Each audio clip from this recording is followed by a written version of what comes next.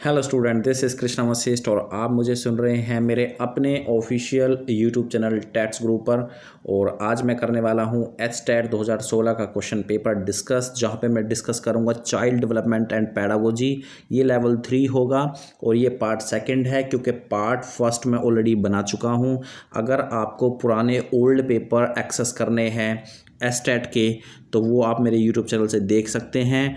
और अगर सीटेट के क्वेश्चन पेपर आपको सोल्व करने हैं तो उनके भी कंप्लीट सॉल्यूशन मैंने ऑलरेडी बनाए हुए हैं अपने यूट्यूब चैनल टैट्स ग्रुप पर। तो आप पुरानी वीडियोस निकाल के देख लें और अपने कॉन्सेप्ट क्लियर कर लें। तो दोस्तों स्टार्ट करते हैं पार्ट सेकंड, और ये है एचटेट 2016 का क्वेश्चन पेपर लेवल 3। यहाँ पे मैं डिस्कस करूँगा CDP।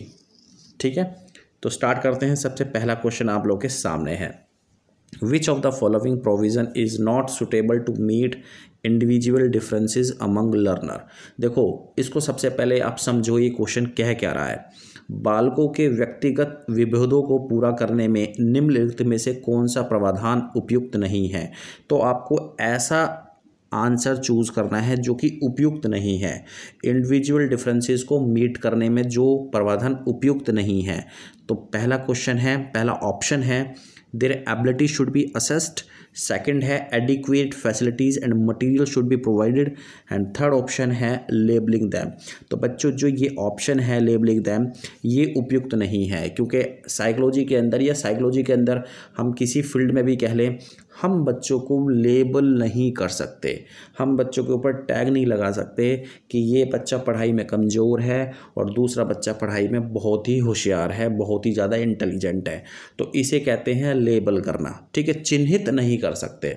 इससे क्या होगा, एक सैग्रीगेशन की भावना जग जाएगी सभी बच्चों के अंदर। एक हीन भावना के शिकार हो सकते हैं बच्चे, जो कि बच्चे पढ़ते नहीं हैं। ठीक है, तो लेबलिंग हमें नहीं करनी चाहिए। तो इसका जो राइट आंसर है वो है ऑप्शन नंबर थर्ड, ये उपयुक्त प्रावधान नहीं है। ठीक है, नेक्स्ट आगे चलते हैं क्वेश्चन नंबर 17 की तरफ। वर्किंग विद एडोलेसेंस पर्टिकुलरली मल एडजस्टेड वन। ठीक है, ये क्या है, मल एडजस्टेड वन। मल एडजस्टेड वन का मतलब होता है ऐसे बच्चे जो दूसरों के साथ जो है जल्दी से घुल नहीं पाते हैं। ठीक है, जिनकी पर्सनैलिटी थोड़ी सी इंट्रोवर्ट होती है, विच इज़ नॉट अप्रोप्रिएट। तो किशोरों के साथ, विशेष रूप से असंयोजित किशोरों के साथ कार्य करते समय क्या उचित नहीं है। अगर आप ऐसे बच्चे के साथ काम कर रहे हैं जो कि थोड़ा सा इंट्रोवर्ट है, तो इनमें से क्या उपयुक्त नहीं है। पहला ऑप्शन है critical approach, second democratic approach, third collective approach and fourth ideal approach. तो देखो, इसका जो राइट आंसर है वो है critical approach. Critical approach is the right answer, because ये आपका आलोचनात्मक उपागम है। आप अगर ऐसे बच्चों के साथ काम कर रहे हैं जो कि थोड़े से इंट्रोवर्ट जिनकी पर्सनैलिटी थोड़ी सी इंट्रोवर्ट है, तो आप उनकी आलोचना ना करें, क्योंकि दूसरों के साथ वो जो है सोशलाइजेशन उनका नहीं हो पाया है या दूसरों के साथ अच्छे से घुल नहीं पाते हैं। तो इस चीज़ को लेके आप उनको क्रिटिसाइज़ ना करें। ठीक है, तो उनके अंदर हीन भावना जो है बढ़ जाएगी और वो आगे भी दूसरों के साथ जो है घुल मिल नहीं पाएंगे। तो इसका जो राइट आंसर है वो है क्रिटिकल अप्रोच, यानी कि आलोचनात्मक उपागम। बात करते हैं क्वेश्चन नंबर 18 की। Heredity plays most important role in the. अब ये जो आनुवंशिकता है सबसे महत्वपूर्ण भूमिका निर्वहन करती है, तो किस कॉन्टेक्स्ट में सबसे ज़्यादा इसका रोल है। पहला ऑप्शन बालक के भावनात्मक विकास में। ठीक है, बालक के भावनात्मक विकास में। सेकंड ऑप्शन बालक के सामाजिक विकास में। और थर्ड ऑप्शन बालक के शारीरिक विकास में। एंड फोर्थ ऑप्शन बालक के सांस्कृतिक विकास में। तो इसका जो राइट आंसर है दोस्तों वो है ऑप्शन नंबर थर्ड, बालक के शारीरिक विकास में हेरिडिटी जो है उसका जो रोल है वो बहुत ही ज़्यादा महत्वपूर्ण है। ठीक है, क्योंकि हेरिडिटी जो है वो एक प्रकार का एक जीन ट्रांसफ़र होता है बच्चे के अंदर, जो कि बच्चे को मिलता है उसके पेरेंट से और पेरेंट को मिलता है उसके पेरेंट से। तो इस तरीके से जो जीन ट्रांसफ़र होते हैं उसी की वजह से जो है फिजिकल डेवलपमेंट हो पाता है। उदाहरण के तौर पर मैं आपको एक बात बता दूं, अगर एक बच्चे की स्किन, मान लो एक बच्चे के माता पिता का कलर अगर सपोज करो कि ब्लैक है, ठीक है, तो 99.9% चांसेस हैं कि बच्चे का शारीरिक कलर भी जो है वो ब्लैक ही होगा, क्योंकि हेरिडिटी का फैक्टर आ गया। जो जीन ट्रांसफ़र होंगे वो ब्लैक कलर बच्चे का बना सकते हैं, ठीक है। This is the physical development. अब सपोज़ करें कि अगर माता पिता ही, सपोज़ करो जैसे पिताजी का एग्जांपल ले लेते हैं कि फादर जो है बोलने में थोड़े से तुतलाते हैं, तो बच्चे के अंदर भी ये चीज़ ट्रांसफ़र हो सकती है, कैरेक्टरिस्टिक ट्रांसफ़र हो सकती है जब बच्चा जन्म लेगा, कि बच्चा भी जो है तुतला सकता है इन फ्यूचर, ठीक है। तो ये फिजिकल डेवलपमेंट कहीं ना कहीं डिपेंड करता है हेरिडिटी के ऊपर, ठीक है। हेरिडिटी जो है फिजिकल डेवलपमेंट का निर्माण करती है। तो इसका जो राइट आंसर है वह है ऑप्शन नंबर 3। बाकी जो ऑप्शन आपको दे रखे हैं वो सारे के सारे जो है एनवायरनमेंट से रिलेटेड हैं, ठीक है।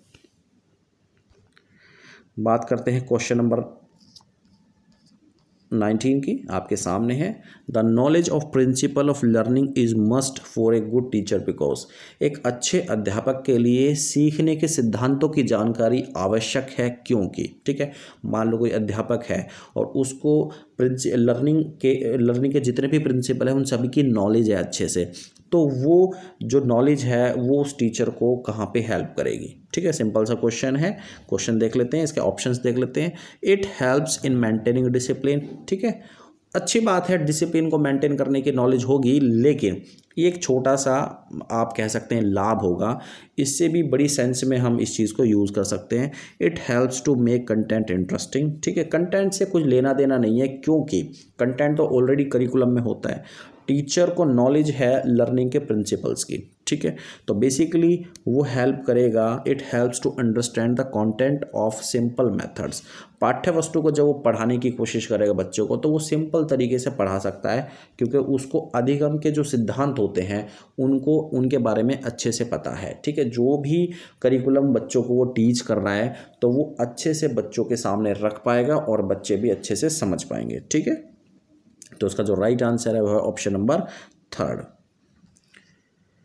बात करते हैं क्वेश्चन नंबर 20 की। तो 20 आपके सामने है। Which of the following characteristic is not correct about objective type testing. तो यहाँ पे ध्यान देना, ये है objective type testing. Objective type testing होती क्या है? देखो दोस्तों, ऑब्जेक्टिव टाइप टेस्टिंग होती है जैसे कि देखो, एक तो ये जो मैं आपको क्वेश्चन दिखा रहा हूँ MCQ, जो MCQ होते हैं वो आपके मल्टीपल चॉइस क्वेश्चन वो आपके ऑब्जेक्टिव टाइप टेस्टिंग के अंदर ही आते हैं। ऑब्जेक्टिव टाइप टेस्टिंग होती है कि आप क्वेश्चन दे दो, उसके अंदर ऑप्शंस हो, मतलब चूज़ करने के लिए ऑप्शन हो ABCD की फॉर्म में। This is the one part of MCQ। Second, आपने कई बार देखा होगा कि क्वेश्चन इस तरीके से होता है कि ट्रू फॉल्स होता है उसमें, ठीक है। ट्रू फॉल्स हमें बताना होता है कि स्टेटमेंट ट्रू है या फॉल्स है, वो भी एक ऑब्जेक्टिव टाइप टेस्टिंग का पार्ट है, ठीक है। या फिर आपने कई बार मैचिंग पेयर देखा होगा कि मैचिंग पेयर बनाते हैं कि ये उसे मतलब सही से मिलान करना, वो भी एक ऑब्जेक्टिव टाइप टेस्टिंग का ही पार्ट है, ठीक है। तो जो मैंने आपको 3 एग्जांपल बताए, तीनों के तीनों ऑब्जेक्टिव टाइप टेस्टिंग है। तो इसमें हम जो है बेसिकली सब्जेक्टिविटी को तरजीह नहीं देते। सब्जेक्ट होता है जहाँ पे हम किसी चीज़ को एलेबरेट करके लिखें। स्टूडेंट जो होते हैं जब एग्ज़ाम के अंदर क्वेश्चंस लिखते हैं तो वो सब्जेक्टिव फॉर्म में वो जो है आंसर्स लिखते हैं। जैसे मान लो ऐसे लिखवाया, किसी ने प्रस्ताव लिखवाया, ठीक है, गाय के ऊपर प्रस्ताव लिखो, तो वो सब्जेक्टिव फॉर्म में उसको लिखेगा, पूरा एक्सप्लेन करके लिखेगा। लेकिन ऑब्जेक्टिव टाइप टेस्टिंग होती है जिसके अंदर केवल MCQs होते हैं, केवल ट्रू फॉल्स हो गया, ठीक है। तो बेसिकली आपको ध्यान देना है इसमें, तो कौन सा ऑप्शन जो है विशेषता नहीं है ऑब्जेक्टिव टाइप टेस्टिंग की। तो इसका जो राइट आंसर है वो है subjectivity is the right answer, ठीक है। उसके बाद मूव करते हैं क्वेश्चन नंबर 21 की। Which of the following is characteristic of constructive classroom. रचनावादी क्लासरूम की क्या विशेषता है, या फिर निर्मितवादी कक्ष की क्या विशेषता है? तो वो आपको विशेषता यहाँ पे चूज करनी है। पहला है स्टूडेंट डिज़ाइन एक्सपेरिमेंट्स। स्टूडेंट जो है एक्सपेरिमेंट को डिज़ाइन करते हैं। एक्सपेरिमेंट की जगह यहाँ पे एक्टिविटी भी हो सकता है। एक्सपेरिमेंट की जगह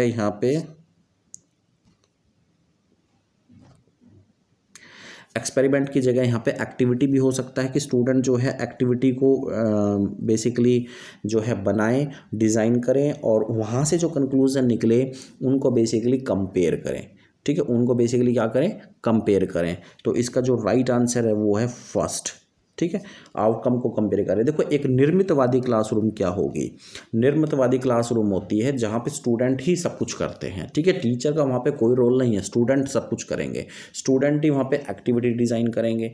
नहीं, टीचर एक बार फर्स्ट टाइम उनको करके जरूर दिखाएगा, लेकिन स्टूडेंट का काम है स्टूडेंट उन एक्टिविटी को डिज़ाइन करके और फिर वहाँ से कंक्लूजन ड्रॉ करे, उन कंक्लूजन को कंपेयर करे।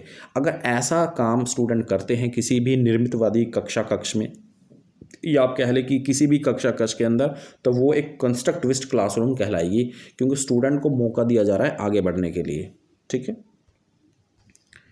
उसके बाद question number 22, which of the following is the primary law of learning propounded bye Thorndike. देखो थॉर्नडाइक का एक प्राइमरी लॉज इन्होंने दिए थे, बेसिकली काफ़ी फेमस लॉ हैं, और इनमें से कौन सा लॉ है जो कि थॉर्नडाइक ने अपनी थ्योरी में दिया था। तो सबसे पहला है इसके अंदर एनालॉजी, ठीक है, उसके बाद है लॉ ऑफ एक्सरसाइज, उसके बाद है लॉ ऑफ एसिमुलेशन। एसिमुलेशन का कोई लॉ इन्होंने नहीं दिया था, याद रखना। लॉ ऑफ डिस्पोजिशन, इनका भी ऐसा कोई लॉ इन्होंने दिया नहीं था। लॉ ऑफ एक्सरसाइज इनका जो है लॉ है, यानी कि अभ्यास का नियम, बच्चे जो हैं जितना अभ्यास करेंगे उतना ही ज़्यादा उनको कॉन्सेप्ट गेन होगा, ठीक है। आप अपने ऊपर ही देख लो, जितने ज़्यादा क्वेश्चन पेपर सोल्व करोगे उतना ही ज़्यादा जो है आपके कॉन्सेप्ट क्लियर होंगे, ठीक है। तो इन्होंने बेसिकली 3 लॉ दिए थे, लॉ ऑफ रेडीनेस जिसको तत्परता का नियम कहते हैं, लॉ ऑफ एक्सरसाइज जिसको अभ्यास का नियम कहते हैं, और लॉ ऑफ इफेक्ट जिसको प्रभाव का नियम कहते हैं, ठीक है। इससे रिलेटेड वीडियो जो है ऑलरेडी मेरे चैनल पर डला हुआ है, आप देख लेना। उसके बाद क्वेश्चन नंबर 23, अकॉर्डिंग टू पियाजे the child is able to apply logical thoughts. तो जो लॉजिकल थॉट्स है, जो लॉजिकल थिंकिंग है बच्चे के अंदर, वो किस स्टेज के अंदर आती है। सिंपल सा क्वेश्चन ये है। तो इसका जो राइट आंसर है वह ऑप्शन नंबर फर्स्ट, ठीक है, औपचारिक क्रियात्मक अवधि, द फॉर्मल ऑपरेशनल पीरियड इसको इंग्लिश में कहते हैं, और ये 4th स्टेज है। फॉर्मल ऑपरेशनल पीरियड एक ऐसा स्टेज है, एक ऐसी अवधि है जहाँ पे बच्चे के अंदर लॉजिकल थिंकिंग तो आती है, साथ में एब्स्ट्रैक्ट थिंकिंग भी आती है, और एब्स्ट्रैक्ट थिंकिंग के बाद हाइपो डिडक्टिव थिंकिंग भी वो इसी स्टेज के अंदर सीख जाता है, कि मतलब सबसे ज़्यादा हायर थिंकिंग जहाँ पे काफ़ी ज़्यादा थिंकिंग की यूज़ हो। तो ये सारी करैक्टरिस्टिक जो है फॉर्मल ऑपरेशनल पीरियड के अंदर आ जाती है। और याद रखना ये पियाजे की जो है 4th स्टेज है, पियाजे की क्या है ये 4th स्टेज, ठीक है, जहाँ पे बच्चा जो है लॉजिकल थिंकिंग सीखता है। देखो पियाजे के ऊपर जितने भी वीडियोस अगर आपको चाहिए तो वो मेरे यूट्यूब चैनल पर हैं, आप देख सकते हो, प्लेलिस्ट में से निकाल सकते हो, और जितने भी कॉन्सेप्ट आपको क्लियर करने हैं वो क्लियर कर सकते हो, ठीक है। उसके बाद a child is average on creativity, high in academic achievement, poor in social development, this is an example of. अब ध्यान से देखना, ये जो ये क्वेश्चन क्या है, एक बच्चा है वो उसका सृजनात्मक का 70 औसत है, ठीक है, वो एवरेज है क्रिएटिविटी के अंदर, और एकेडमिक अचीवमेंट उसकी हाई है। अब एकेडमिक अचीवमेंट क्या होती है, एकेडमिक अचीवमेंट बस जैसे नॉलेज की डेप्थ, मतलब डेप्थ नॉलेज है उसको। ऐसे भी बच्चे होते हैं जो 60% नंबर लेके आते हैं, लेकिन हाँ सब्जेक्ट के अंदर नॉलेज काफ़ी अच्छी होती है, ठीक है। Poor in social development, poor in social development, this is an example of. ये एग्जाम्पल किसका है, एक ऐसा बच्चा जो क्रिएटिविटी के अंदर एवरेज है और एकेडमिक अचीवमेंट उसकी हाई है, सोशल डेवलपमेंट उसका पुअर है। तो बेसिकली कौन सी विशेषता है, तो इसका जो राइट आंसर है वो है आपका intra individual differences, intra individual differences. अब देखो इंट्रा इंडिविजुअल डिफरेंसेस यहाँ पे 2 चीज़ें दी हुई हैं, बेसिकली इंटर इंडिविजुअल डिफरेंसेस और एक होता है इंट्रा इंडिविजुअल डिफरेंसेस। जो इंट्रा इंडिविजुअल डिफरेंसेस है वो एक सेम पर्सन के अंदर होता है, एक स्टूडेंट के अंदर होता है, ठीक है, और जो इंटर इंडिविजुअल डिफरेंसेस है वो ग्रुप ऑफ पीपल के अंदर होता है। इंटर इंडिविजुअल डिफरेंसेस, मान लो हम एक ऐसा आप कह सकते हैं कि सर्वे कर रहे हैं जहाँ पे आपके 5 या 10 स्टूडेंट हैं, तो उनके अंदर हम इंटर इंडिविजुअल डिफरेंसेस की बात करेंगे। लेकिन इंट्रा इंडिविजुअल डिफरेंसेस सिंपल एक स्टूडेंट के अंदर होता है कि एक ऐसा स्टूडेंट, उसको हम डिफरेंट सिचुएशन के अंदर असेस करने की कोशिश करते हैं, ठीक है। तो यहाँ पे एक ही स्टूडेंट की बात हो रही है, वो स्टूडेंट की जो क्रिएटिविटी है वो एवरेज है, एकेडमिक अचीवमेंट उसकी हाई है और सोशल डेवलपमेंट उसका पुअर है, ठीक है। तो इसका जो राइट आंसर हो जाएगा दोस्तों वो हो जाएगा इंट्रा इंडिविजुअल डिफरेंसेस। क्लियर। बात करते हैं क्वेश्चन नंबर 25 की। The internal state of mind that arouses direct and maintains behaviour is called. देखो इसका सिंपल सा आंसर है motivation. Motivation is the right answer, ठीक है, motivation is the right answer. Motivation को हिंदी में कहते हैं अभिप्रेरणा। क्वेश्चन को ध्यान से समझो। क्वेश्चन में कह रहा है कि वह आंतरिक मानसिक दशा जो किसी व्यवहार को आरंभ करने में, निर्देशित करने में तथा बनाए रखने को, बिहेवियर को बनाए रखने को प्रवृत्त करती है, कहलाती है अभिप्रेरणा। देखो, आपने अपनी लाइफ में एक गोल बना लिया, ठीक है।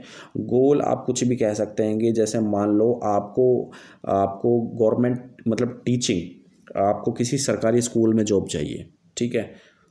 तो इसके लिए सबसे पहले क्या करना पड़ेगा, मान लो आप किसी भी स्टेट के अंदर टेट देंगे, टेट एग्ज़ाम देंगे, जैसे कि आप मान लो हरियाणा से बिलोंग करते हैं तो वहाँ पे आप एचटेट देंगे, ठीक है। एचटेट को क्लियर करेंगे, उसके बाद अगर सरकार ने कोई वैकेंसीज निकाली हैं तो फिर इंटरव्यू देंगे। तो आपने एक गोल बना लिया कि मेरे को मास्टर बनना है, ठीक है, मेरे को टीचर बनना है, गवर्नमेंट टीचर बनना है मेरे को, ठीक है। अब उसके लिए देखो, हर चीज़ कोई सपने आपको तुरंत नहीं मिल जाती है, आपको मेहनत करनी पड़ेगी। आपने गोल तो बहुत बड़ा बना लिया लेकिन आपको मेहनत करनी पड़ेगी। तो आप क्या करोगे, स्टार्टिंग में 2 दिन, 3 दिन, 2 महीना, 3 महीना, 1 साल आप अच्छे से प्रिपरेशन करोगे। 1 साल तो मैंने बहुत ज़्यादा कह दिया, आप कह सकते हैं 15 दिन आप अच्छे से प्रिपरेशन करोगे, 1 हफ्ता आप अच्छे से प्रिपरेशन करोगे, क्योंकि आपके अंदर जोश है, आपके अंदर मोटिवेशन है। लेकिन अब क्या होगा कि 15 दिन बाद जो है आप पूरे के पूरे जो है आपके अंदर मोटिवेशन नहीं होगी, आप पढ़ोगे नहीं, क्योंकि देखो एक लॉन्ग टर्म तक एक बिहेवियर को बनाए रखना बहुत ही बड़ा चैलेंज होता है, ठीक है। तो आपको क्या होगा, मोटिवेशन की ज़रूरत पड़ेगी बार बार। तो बार बार अपने आप को सेल्फ मोटिवेशन देने की जो कला है अभिप्रेरणा कहलाती है, और वो बिहेवियर को मेंटेन करने के लिए प्रेरित करती है, ठीक है। तो इसका जो राइट आंसर है मोटिवेशन। उसके बाद question number 26, some people adjust easily with new people because they have high. देखो, कुछ ऐसे बच्चे होते हैं जो न्यू पीपल के साथ आसानी से एडजस्ट हो जाते हैं। तो इनमें से उसका कौन सी चीज़ हाई है, इंटेलिजेंस क्वोशेंट या एकेडमिक क्वोशेंट, इमोशनल क्वोशेंट। तो इसका राइट आंसर है बच्चों इमोशनल क्वोशेंट। इमोशनल क्वोशेंट उसका जो है हाई है, जिसकी वजह से दूसरों के साथ वो आराम से घुल जाता है, उसका बिहेवियर ही ऐसा है, दूसरों के साथ आराम से डिसॉल्व हो जाता है। इंटेलिजेंस क्वोशेंट स्टडी के अंदर यूज़ होती है, तो उसका जो है दूसरों के साथ क्या काम है, ठीक है। उसके बाद एकेडमिक क्वोशेंट, ये भी स्टडी के अंदर यूज़ होती है। स्पिरिचुअल क्वोशेंट, ये भी आपका जो है धार्मिक भावना से प्रेरित है। तो इसका जो राइट आंसर है वो है emotional quotient. Emotional quotient is the right answer. बात करते हैं क्वेश्चन नंबर 27 की, जल्दी से बताएं। Development generally proceeds from head to foot, this principle development is called. देखो, एक ऐसा डेवलपमेंट जो कि हेड से फुट की तरफ होता है, ये कौन सा विकास का कौन सा सिद्धांत है। तो इसका जो राइट आंसर है वो है स्फेलोपोडल। स्फेलोपोडल इज द राइट आंसर, ठीक है। जिसको बोलते हैं श्रोपादीय। श्रोपादीय मतलब सिर से लेके पैर तक, ठीक है, सिर से लेके पैर तक। This is the right answer. Comment करके बताएं कि आपको मेरा पढ़ाने का स्टाइल कैसा लगता है, और लाइक करें वीडियो को ज़्यादा से ज़्यादा। उसके बाद question number 28, student is working hard for board examination. देखो, बहुत ही ज़्यादा इंटरेस्टिंग क्वेश्चन है, ध्यान से पढ़ना। Student is working hard for board examination, his father has promise to give him a motorcycle if he gets good marks. This is, मैं guarantee देता हूँ 99% जनता जो है इसको गलत करेगी, 99% जनता इसको गलत करेगी। ध्यान से क्वेश्चन को ध्यान से पढ़ो फिर से। एक छात्र बोर्ड परीक्षा के लिए कठिन परिश्रम कर रहा है, एक छात्र बोर्ड परीक्षा के लिए कठिन परिश्रम कर रहा है। अब उसके पिताजी कहते हैं कि आपके अच्छे अंक अगर आ जाएं तो मैं आपको एक मोटरसाइकिल देने का वादा करता हूँ, ठीक है। तो बेसिकली ये कौन सी मोटिवेशन है, इंट्रिंसिक मोटिवेशन है, एक्सट्रिंसिक मोटिवेशन है, या मैथमेटिकल मोटिवेशन है, या फिर दोनों ही चीज़ हैं, इंट्रिंसिक और एक्सट्रिंसिक। तो इसका जो राइट आंसर क्या है सॉरी, ध्यान से पढ़ो, कौन सी मोटिवेशन है। तो बच्चों ये मोटिवेशन है, आपका आंसर हो जाएगा ऑप्शन नंबर 4, ठीक है। ये है इंट्रिंसिक और एक्सट्रिंसिक, दोनों ही मोटिवेशन है ये, ओके। अब आप सोच रहे होंगे कि सर ये तो एक्सट्रिंसिक मोटिवेशन है क्योंकि वो बच्चा पढ़ रहा है, और बच्चा पढ़ रहा है तो उसके डैडी ने उसको जो है एक मोटरसाइकिल देने का वादा किया है, तो अब वो एक्चुअली में रिवॉर्ड के लिए पढ़ रहा है। ऐसी बात, ये बात सही नहीं है, आपने क्वेश्चन ध्यान से नहीं पढ़ा। बच्चा पहले से ही मेहनत कर रहा था, मतलब उसके फादर ने प्रॉमिस करने से पहले ही बच्चा जो है मेहनती था और एग्ज़ाम में अच्छे मार्क्स आने के लिए वो मन लगा के पढ़ रहा था, ठीक है। ये तो उसके पिताजी बाद में आए हैं जिन्होंने प्रॉमिस किया है। देखो क्वेश्चन को ध्यान से पढ़ो। Student is working hard for board examination, पहले से ही वो मेहनत कर रहा था, तो इंट्रिंसिकली मोटिवेटेड पहले से ही था। उसके बाद उसके पिताजी ने मोटरसाइकिल देने का वादा किया, तो ये एक्सट्रिंसिकली भी हो गया। तो उसका जो राइट आंसर है वो है इंट्रिंसिक और एक्सट्रिंसिक दोनों हों। उसके बाद बात करते हैं क्वेश्चन नंबर 29 की, which of the following statement is not correct about learner centred approach. इनमें से कौन सी स्टेटमेंट आपको अप्रोप्रिएट नहीं लगती है या फिर नहीं है context regarding learner centred approach. Learner centred approach जहाँ पे लर्नर ही सब कुछ करते हैं। अब लर्नर सब कुछ करेंगे तो भाई सीधी सी बात है उसके अंदर टीचर कुछ भी नहीं करेंगे, ठीक है। इसका जो राइट आंसर है वह ऑप्शन नंबर 3 कि जहाँ पे अध्यापक द्वारा अधिगमकर्ता के ज्ञान के स्थानांतरण पर बल देता है। It emphasize transmitting knowledge to the learner by the teacher. Teacher के द्वारा कुछ नहीं होगा, अगर टीचर के द्वारा होगा तो फिर वो लर्नर सेंटर्ड क्लास नहीं कहलाएगी। बात करते हैं आज का last question, question number 30, a child's attitude I don't care. Child का जो एटीट्यूड है वो है I don't care is a type of behaviour which can be called. Child का एटीट्यूड क्या है कि मुझे परवाह नहीं करता, मैं किसी की परवाह नहीं करता। तो ये जो एटीट्यूड है बेसिकली डिनाइल एटीट्यूड कहलाता है। कौन सा एटीट्यूड कहलाता है? डिनाइल, यानी कि बच्चा जो है आसानी से चीज़ों को एक्सेप्ट नहीं करता है, ठीक है। अग्रेशन यहाँ पे नहीं है स्टेटमेंट के अंदर, डिफेंस नहीं है, रिग्रेशन बच्चा कर नहीं रहा है, तो डिनाइल इसका आंसर है, ठीक है। बच्चा जो है ईजिली जो है चीज़ों को एक्सेप्ट नहीं कर पाता, इसलिए बच्चा कहता है I don't care. I don't care जो एटीट्यूड है वो डिनाइल एटीट्यूड है, ठीक है। तो बच्चों ये थे, एक बार मैं फिर से बता देता हूँ, ये जो पेपर था ये एचटेट का पेपर है और 2016 का ये क्वेश्चन पेपर है, जहाँ पे मैंने आपको पढ़ाया लेवल थर्ड और मैंने डिस्कस किया है सीडीपी, क्योंकि मैं चाइल्ड डेवलपमेंट पेडागोजी ही डिस्कस करता हूँ इस चैनल पर। थैंक यू वेरी मच इस वीडियो को देखने के लिए। अगर आपको पुराने पेपर चाहिए सीटेट के तमाम पेपर, चाहे वो पीआरटी हो, चाहे वो आपका लेवल सेकंड हो, मैंने बना के अपने चैनल पर डाला हुआ है, आप देख सकते हैं। और एचटेट के क्वेश्चन पेपर मैं बना रहा हूँ, ठीक है। ये तीसरा क्वेश्चन पेपर मैंने एचटेट का बनाया हुआ है। इसके अलावा और भी पेपर आएंगे। आप अपनी पढ़ाई जो है जोरों पे रखें, लॉकडाउन का पीरियड चल रहा है, जितना ज़्यादा पढ़ेंगे उतना ही बढ़िया है, ठीक है। ऐसा टाइम फिर कभी नहीं आएगा। थैंक यू वेरी मच इस वीडियो को देखने के लिए, धन्यवाद।